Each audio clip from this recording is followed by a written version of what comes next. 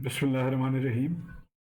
आज की इस वीडियो में हम चैप्टर 17 जो कि फोरियर ट्रांसफॉर्म एप्लीकेशन के चैप्टर है, फोरियर सीरीज सॉरी, उसके प्रैक्टिस प्रॉब्लम 17.6 को सॉल्व करेंगे और इसके लिए एक स्टूडेंट ने इराक से फरमाइश की है। तो आइए देखते हैं।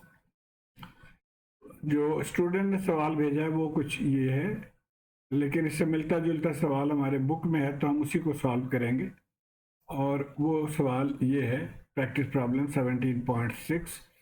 फ़र्क सिर्फ ये है कि इसका जो है मैक्सिमम वैल्यू 1 है, जबकि हमारे यहाँ मैक्सिमम वैल्यू 6 है। और ये फिफ्थ एडिशन से मैंने लिया है। हर एडिशन में इन्होंने वैल्यू चेंज किया है। फोर्थ एडिशन में 3 है, फिफ्थ में 6 है और सिक्स्थ एडिशन में 9 है। तो बहरहाल इसको हम लेके चलेंगे। अब ये सर्किट है और इसमें ये इनपुट सिग्नल जो है वो अप्लाई हो रहा है। कह रहा है this sawtooth wave form of figure 17.9, ये फिगर 17.9 है जो कि प्रैक्टिस प्रॉब्लम 17.2 से डिराइव किया गया है। Is the voltage source to the circuit, यानी इस वोल्टेज सोर्स की जगह आप इसको लगाते हैं तो हमें पता क्या करना होगा, फाइंड द रिस्पॉन्स V0t, यानी आउटपुट रिस्पॉन्स या वोल्टेज अक्रॉस द कैपेसिटर, ये पता करना होगा। अच्छा, एक आध चीज यहाँ से भी देखना, हमने फंडामेंटल फ्रीक्वेंसी कितना है यहाँ पे 2πf होता है, आपको ये पता है, और या उसको 2πt लिख लेते हैं। अब हमारे यहाँ याद रहे कि t1 है, ये चूंकि ये रिपीट हो रहा है सेम सिग्नल, तो इसका टाइम पीरियड 1 है, तो ये हम आगे यूज करेंगे। फिर अगर चूंकि मल्टीपल फ्रीक्वेंसी इसके अंदर है तो इसमें हम इसको ओमेगा एन, जो हार्मोनिक्स जिसको कहते हैं, हार्मोनिक्स फ्रीक्वेंसी को हम ओमेगा एन कहेंगे, जो कि एन टाइम्स ओमेगा नॉट है। अच्छा, अब जैसे मैंने बताया कि टी यहाँ पे 1 है, ओमेगा नॉट 2π/t यानी 2π के बराबर हो गया। सिग्नल है 6t। ये कैसे है, ये आज आपको मैं भी समझा देता हूँ, जो कि ऑल दो मैंने चैप्टर नंबर 1 में मेरे ख्याल में ये एक्सप्लेन किया हुआ है। बहरहाल ये देखिए y equal to mx plus c, आपको याद होगा ये equation of the straight line. और फिर यहाँ से y2 माइनस y1 m के बराबर होता है, y2 minus y1 divided by x2 minus x1 और मल्टीप्लाइड बाई ये x जो है यहाँ पे ये लिख लिया हमने। अब यहाँ पे देखिए y2 कितना है, ये हमारा y2 है और ये y1 है, यानी 6 और 0, तो 6 माइनस 0, x एक्सिस ये है तो ये 1 माइनस 0, सो 1 माइनस 0, तो ये 6 हो गया। तो देयरफॉर y इज 6x। अब ये c की जगह पे हमने 0 लिख लिया। c आपको पता है लाइन इंटरसेप्ट को कहते हैं, तो जहाँ पे ये लाइन इंटरसेप्ट हो वो पॉइंट हमारे इस केस में 0 है, तो इसलिए हम c इक्वल टू 0 पुट कर देंगे। तो अब y इक्वल टू 6x और हमारा फंक्शन का नाम चूंकि ft है तो हम 6t इसको लिख लेंगे। ओके, अब प्रैक्टिस प्रॉब्लम्स में जो ये सिग्नल दिया हुआ था तो वहां पे उन्होंने इसके वैल्यू निकाला हुआ, ये वैल्यू, इस वैल्यू को हम यहाँ पे यूज करेंगे। तो इसका मतलब है कि ये सिग्नल अप्लाई हो रहा है यहाँ पे। अब ये सिग्नल अप्लाई है, हमें आउटपुट चाहिए, तो आपको जैसे पता है कि हम टाइम डोमेन से हम फेजर डोमेन में कन्वर्ट कर लेते हैं आसानी के लिए, तो इसको भी हम फेजर डोमेन में कन्वर्ट कर लेंगे। रेजिस्टेंस तो वही रहेगा, कैपेसिटर को 1/j ओमेगा एन सी लिख लेंगे हम, और यहाँ पे भी 1/j ओमेगा एन सी लिख लिया। फिर जो टाइम डोमेन के वोल्टेजेस हैं उनको हम फेजर डोमेन में, इसको कैपिटल S लिख लिया, इसको भी कैपिटल V0 लिख लिया। अब यहाँ से अब हम V आउट कैलकुलेट करेंगे। अच्छा, एक चीज और कि आप, ये हमारा सिग्नल है, ये जो एक जनरल इक्वेशन है 17.40 में, V0 जो है वो डीसी कंपोनेंट है, तो अब हमारे यहाँ पे भी डीसी कंपोनेंट 3 हो जाएगा, और ये जो पोर्शन है ये एसी कंपोनेंट है, तो हमारे यहाँ ये एसी कंपोनेंट हो जाएगा। मैं अपने आसानी के लिए इसको वी एस डी सी कहूँगा और इसको वी एस ए सी कहूँगा। आगे चल के हम फिर वी एस निकालेंगे इन दोनों को समेशन से। अच्छा, तो DC component V S three है और therefore V out D C three हो जाएगा। वो कैसे कि हमें पता है कि डीसी के केस में capacitor behaves like a short circuit, यानी आप यहाँ से भी देख सकते हैं कि अगर ये ओमेगा जीरो हो जाए तो 1/0 इन्फिनिटी होता तो ये ओपन हो जाएगा। अब जब यहाँ पे ये ओपन होगा तो जो वोल्टेज यहाँ पे है इनपुट पे है, वही वोल्टेज यहाँ पे है, वही वोल्टेज यहाँ पे है, यही वोल्टेज यहाँ पे। तो वी आउट डीसी जो है वो भी 3 वोल्ट हो जाएगा। तो डीसी हमने निकाल लिया। अब हम एसी की बात करेंगे। तो ये हमारा एसी सिग्नल है। अब इसको लेके हम आगे चलेंगे। यहाँ से पहले तो हमने एन को बाहर निकाल लिया। अच्छा, अब ये आपको पता है कि हमें फेजर में जाने के लिए कोसाइन फॉर्म में अगर हम कर दें तो उसको आसानी से हम लिख सकते हैं। जैसे ये अगर V M cosine omega plus phi है तो इसको हम सिर्फ वी एम मैग्नीट्यूड लिख लेंगे और जो एंगल है वो लिख लेंगे फेजर फॉर्म में। इसीलिए हमने इसको साइन को कोसाइन में कन्वर्ट किया।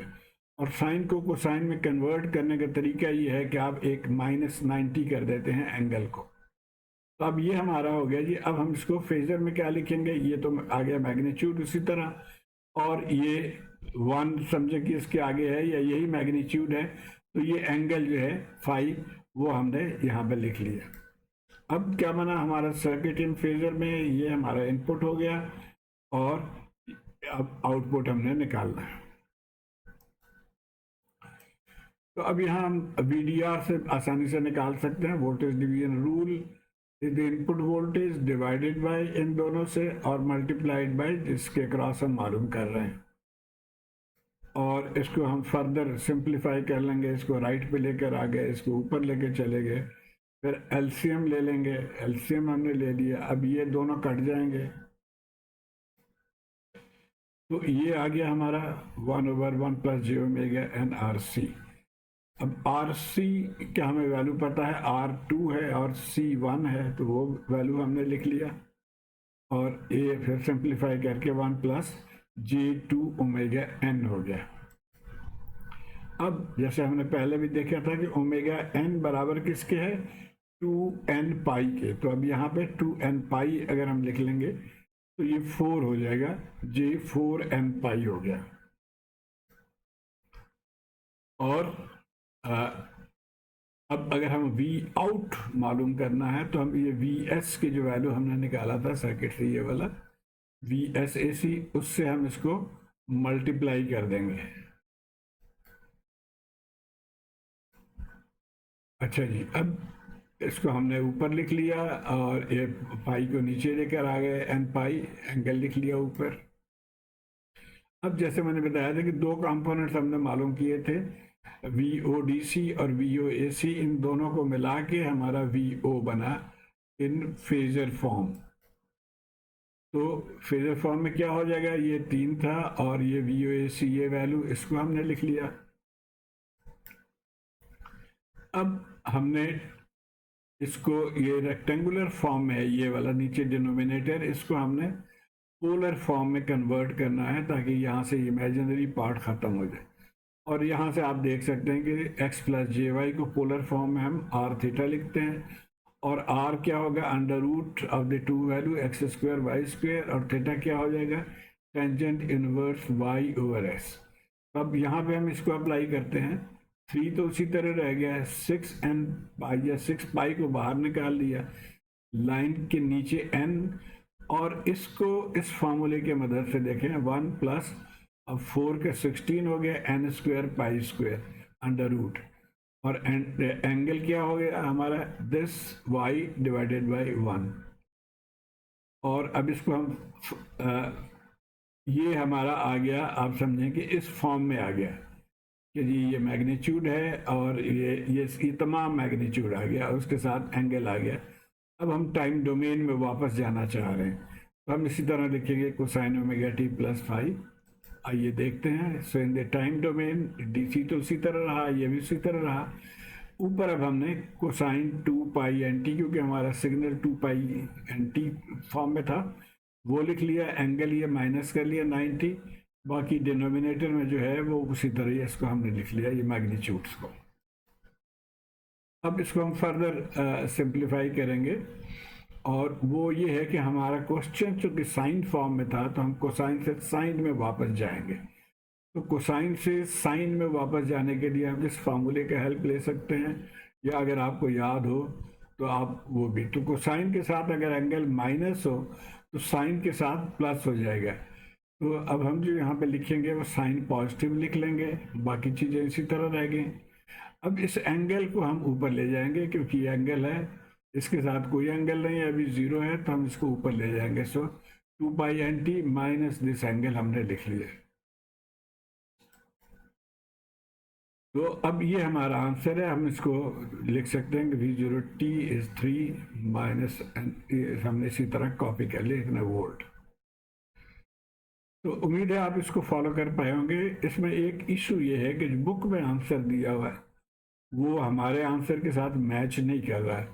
तो मेरे ख्याल में ये बुक में गलत आंसर है। मैंने बड़ी कोशिश की है इसको कोई वेरीफाई करने की, लेकिन मुझे एक आध जगह से, खुलना यूनिवर्सिटी की एक वीडियो है और एक और साहब की है, तो दोनों से ही मुझे अंदाज़ा हुआ कि ये आंसर जो है वो गलत है।